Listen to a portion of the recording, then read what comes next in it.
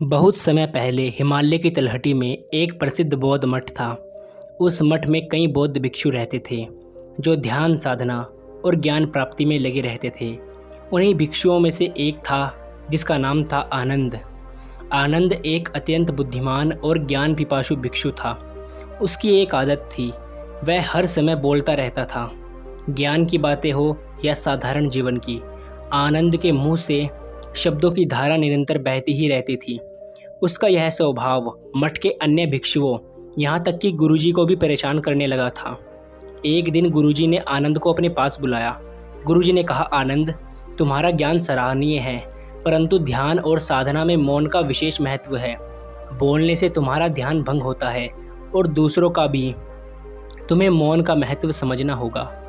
आनंद ने गुरुजी की बात सुनी, परंतु उसे अपनी आदत से छुटकारा पाना बहुत कठिन लग रहा था। गुरुजी ने उसे एक विशेष यात्रा पर भेजने का निश्चय किया। उन्होंने कहा, आनंद, तुम एक यात्रा पर जाओ। यह यात्रा तुम्हारे लिए एक परीक्षा होगी। मार्ग में जो भी मिले उसके साथ बिना बोले अपने अंदर मौन का अभ्यास करो। जब तुम यह कर सकोगे तब ही तुम सही अर्थों में ज्ञान प्राप्त कर पाओगे। आनंद ने गुरुजी की बात मानी और यात्रा पर निकल पड़ा। उसने पहले ही दिन प्रयास किया कि वह मौन रहे, परंतु रास्ते में मिले लोगों से बातें करने से खुद को नहीं रोक पाया। कुछ ही दिन बीतने के बाद वह एक घने जंगल में पहुंचा।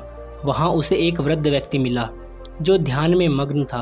आनंद ने सोचा, मुझे बड़े और बुद्धिमान व्यक्ति से ज्ञान प्राप्त करना चाहिए, परंतु जैसे ही उसने बोलना शुरू किया, वृद्ध व्यक्ति ने आंखें खोली और इशारे से उसे चुप रहने को कहा। वृद्ध व्यक्ति ने केवल एक शब्द कहा, मौन।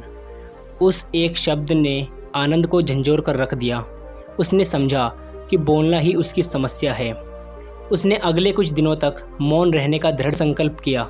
वह बोलने की प्रवृत्ति को नियंत्रित करने का प्रयास करने लगा। धीरे धीरे उसने अनुभव किया कि मौन में एक अनोखी शक्ति है।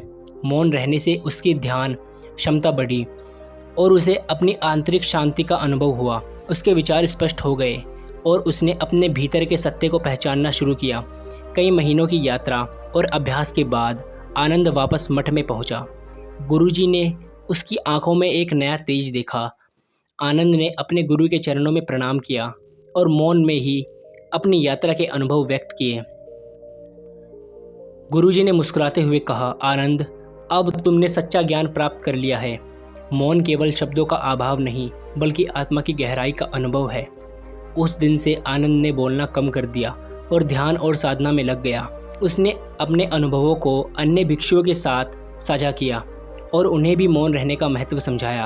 आनंद की यह यात्रा न केवल उसकी अपनी थी, बल्कि सभी के लिए एक प्रेरक बन गई कि मौन में भी एक अनमोल संदेश होता है।